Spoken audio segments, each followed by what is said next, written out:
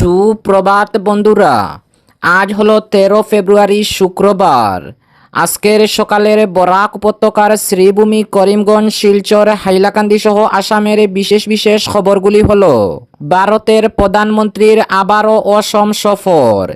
আগামী শনিবার বেশ কয়েকটি প্রকল্প উদ্বোধনে অসমে আসছেন ভারতের প্রধানমন্ত্রী নরেন্দ্র মোদী। বিস্তারিত থাকবে প্রতিবেদনে। শ্রীভূমি, করিমগঞ্জ জেলার আনিপুরে ভেঙে পড়া সেতু পরিদর্শন করলেন মন্ত্রী কৃষ্ণেন্দু পাল। শীঘ্রই সেতুটির মেরামতের কাজের নির্দেশ। আবারও ভয়ঙ্কর সড়ক দুর্ঘটনা। বাইক দুর্ঘটনায় গুরুতর আহত হলেন 2। অসমে প্রায় দিল্লির দ্বিগুণ বনভূমি দখলে রয়েছে। কংগ্রেসকে দায়ী করলেন অসমের মুখ্যমন্ত্রী হিমন্ত বিশ্ব শর্মা। কেন্দ্রীয় সরকারের প্রধানমন্ত্রী গ্রাম সড়ক যোজনার অধীনে আসামে 1819 কোটি টাকার অনুমোদন। এবং বরাক উপত্যকার কেন্দ্রীয় বাণিজ্য সংঘ এবং মোটর শ্রমিক সংস্থা আহত।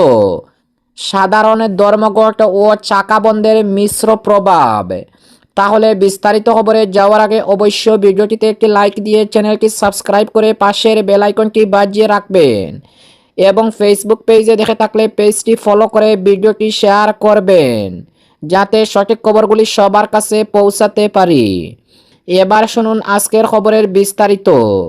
প্রথম খবর, ভারতের প্রধানমন্ত্রীর আবারও অসম সফর।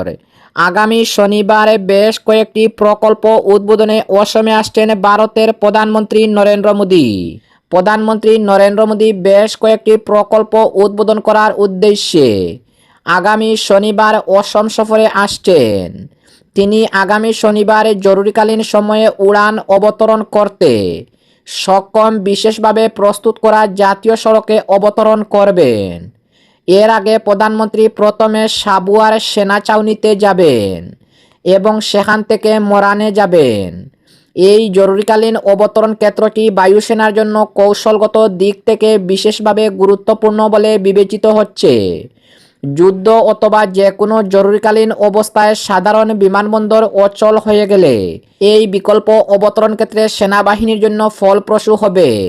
প্রধানমন্ত্রীর সফরের প্রস্তুতির অংশ হিসাবে গতকাল ডিব্রুগড়ের মরানে ভারতীয় বায়ুসেনার যুদ্ধবিমান উত্তর পূর্বাঞ্চলের প্রথম জরুরিকালীন অবতরণ ক্ষেত্রে পরীক্ষামূলক উড়ান এবং অবতরণ সম্পন্ন করা হয়।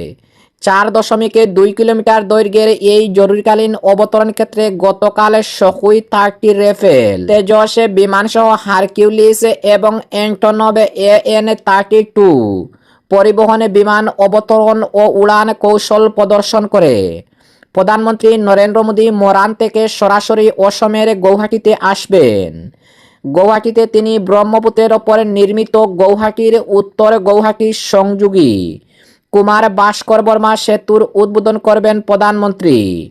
এরপর শ্রী মোদী অসমের গৌহাটির ভারতীয় ব্যবস্থাপনা প্রতিষ্ঠান IIM এর একটি অস্থায়ী প্রাঙ্গণের উদ্বোধন করবেন এবং কেন্দ্রীয় তহবিলে ক্রয় করা 100-র অধিক বৈদ্যুতিক বাসের সূচনা করবেন মোদী। একই সঙ্গে প্রধানমন্ত্রী আমিনগাঁওয়ে একটি হাইপার স্কেল তথ্য কেন্দ্রেরও উদ্বোধন করবেন। এই সফরকালে শ্রী মোদী গৌহাটিতে আয়োজিত একটি দলীয় কর্মী সভায় অংশগ্রহণ করবেন। অপরদিকে শ্রীভূমি, করিমগঞ্জ জেলার আনিপুরে ভেঙে পড়া সেতু পরিদর্শন করলেন মন্ত্রী কৃষ্ণেন্দু পাল। শীঘ্রই সেতুটির মেরামতির কাজের নির্দেশ। শ্রীভূমি, করিমগঞ্জ জেলার আনিপুরে গতকাল ভেঙে পড়া সেতুটি পরিদর্শন করেছেন রাজ্যের পশুপালন মন্ত্রী কৃষ্ণেন্দু পাল।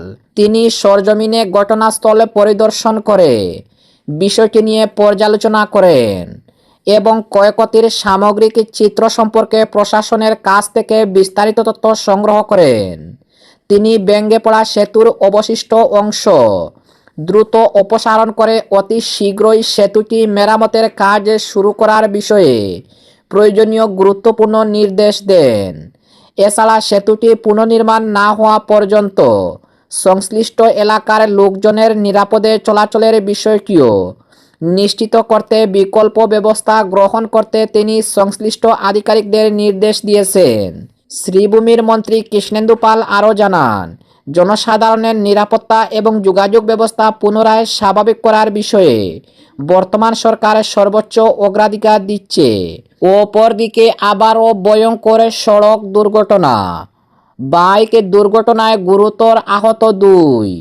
শিলচরের সুনাইয়ের নগদির গ্রাম চতুর্থ খণ্ড এলাকায় একটি ভয়াবহ বাইক দুর্ঘটনায় 2 যুবক গুরুতর আহত হয়েছেন।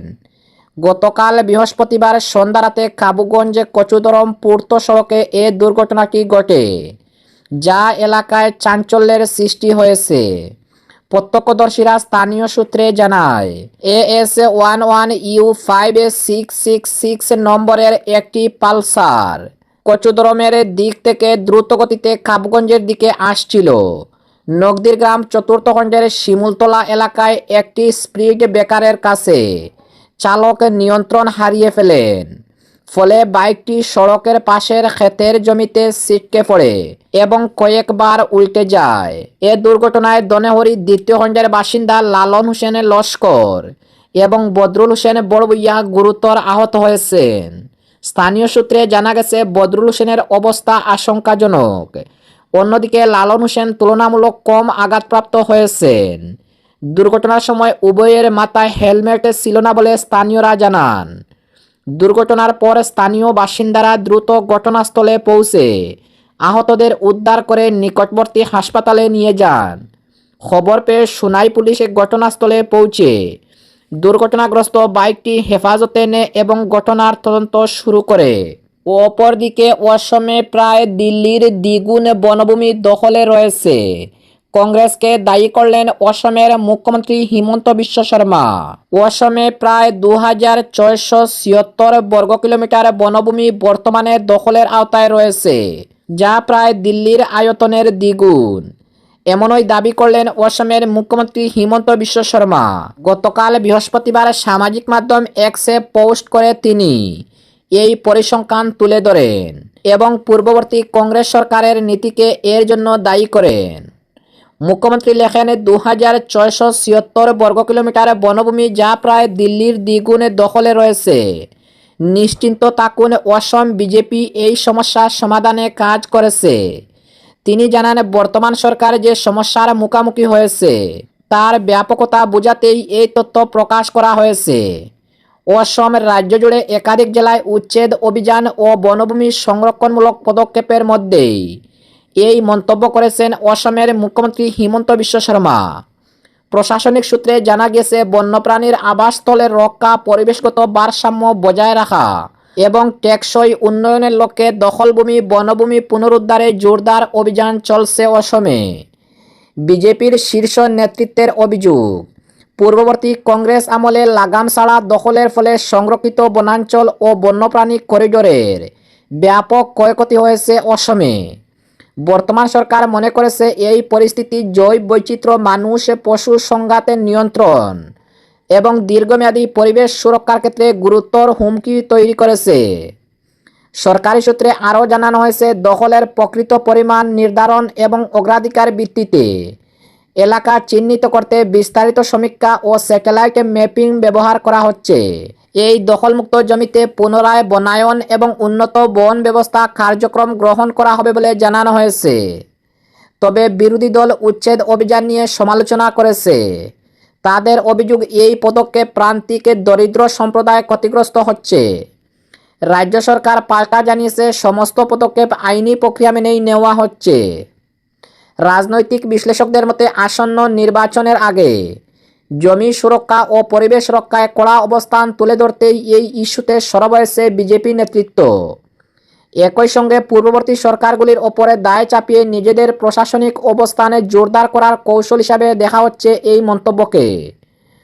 বন সংরক্ষণকে অগ্রাধিকার নীতি হিসাবে তুলে ধরে দখলমুক্ত জমি পুনরুদ্ধার এবং প্রাকৃতিক সম্পদের সুরক্ষায় প্রতিশ্রুতিবদ্ধ থাকার কথা পূর্ণ ব্যক্ত করেছে অসম সরকার। তবে উচ্ছেদ ও পুনর্বাসন নিয়ে বিতর্ক অব্যাহত রয়েছে।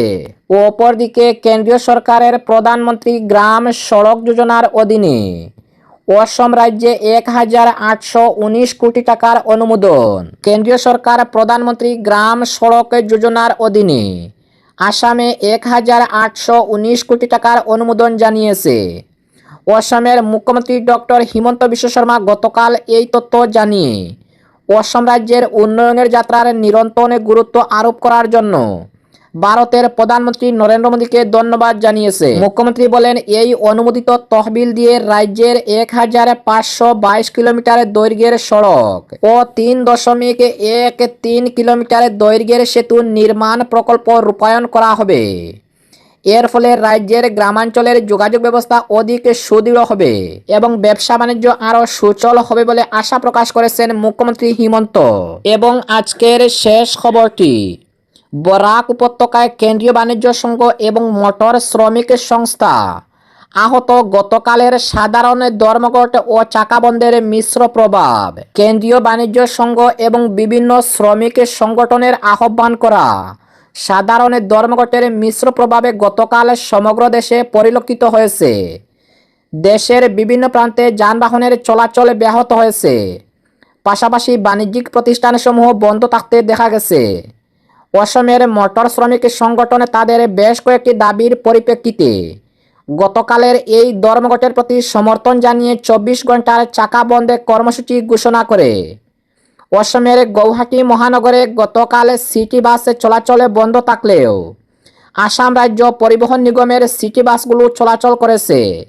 খানাপাড়া থেকে দূরপাল্লার বিভিন্ন স্থানে চলাচলকারী গাড়িগুলো বন্ধ ছিল। বিভিন্ন স্থানে স্থানে ট্যাক্সি পরিষেবাও বন্ধ ছিল। গতকালের এই ধর্মঘটের ফলে জনসাধারণের স্বাভাবিক জীবনযাত্রা ব্যাহত হয়েছে। অপরদিকে অসমের বরাক উপত্যকায় এই ধর্মঘটের মিশ্র প্রভাব পরিলক্ষিত হয়েছে। বরাক উপত্যকার কাছাড় জেলার বিভিন্ন স্থানে এর আংশিক প্রভাব দেখা গেছে। শিলচর শহরের central road, park road, club road, Shillongpatti, Janiganj, হাসপাতাল রোড, নিউ শিলচর সহ বিভিন্ন গুরুত্বপূর্ণ এলাকায় দোকানপাট বন্ধ ছিল। বাণিজ্যিক যানবাহন সমূহের চলাচলও বন্ধ ছিল, তবে বেসরকারি যানবাহনে চলাচল করেছে। শহরের বেশ কয়েকটি স্থানে পিকেটিং করা হয়েছে, তবে গ্রামাঞ্চলের এই বন্ধের প্রভাবে তুলনামূলক কম ছিল। এদিকে 4টি শ্রম কোড প্রত্যাহার ও শ্রমিকদের ন্যায্য মজুরির দাবিতে সমগ্র দেশ জুড়ে ডাকা 12 ঘন্টার সাধারণ ধর্মঘটের প্রভাব শ্রীভূমি করিমগঞ্জ জেলায়ও পড়েছে। বিভিন্ন শ্রমিক সংগঠনের সমর্থনে গতকাল সকাল থেকে পুরো শ্রীভূমি করিমগঞ্জ জেলার বেশ কিছু এলাকায় যানবাহনের চলাচল আংশিকভাবে ব্যাহত হয়েছে। অন্যদিকে শ্রীভূমি করিমগঞ্জ জেলার মোটর শ্রমিক ইউনিয়ন এই ধর্মঘটকে সমর্থন জানিয়ে 24 ঘন্টার জন্য যানবাহনের চলাচল বন্ধ রাখার কথা ঘোষণা করে। এর পরিপ্রেক্ষিতে শ্রীভূমি করিমগঞ্জ শহর ও সংলগ্ন এলাকায় বাস, ট্রাক, অন্যান্য বাণিজ্যিক যানবাহনের চলাচল খুব কম ছিল। শহরের বেশ কিছু দোকানপাট আংশিকভাবে খোলা থাকলেও পরিবহন পরিষেবা বন্ধ থাকায় বাণিজ্যিক ক্ষেত্রেও এর প্রভাব পরিলক্ষিত হয়েছে। সমগ্র দেশ জুড়ে গতকালের ধর্মঘট ও বন্ধ এবং মোটর ইউনিয়নের চাকা বন্ধ কর্মসূচির ফলে শ্রীভূমি করিমগঞ্জ জেলার জনজীবনে আংশিক প্রভাব পড়লেও কোনো স্থান থেকে কোনো অপ্রীতিকর ঘটনার খবর পাওয়া যায়নি।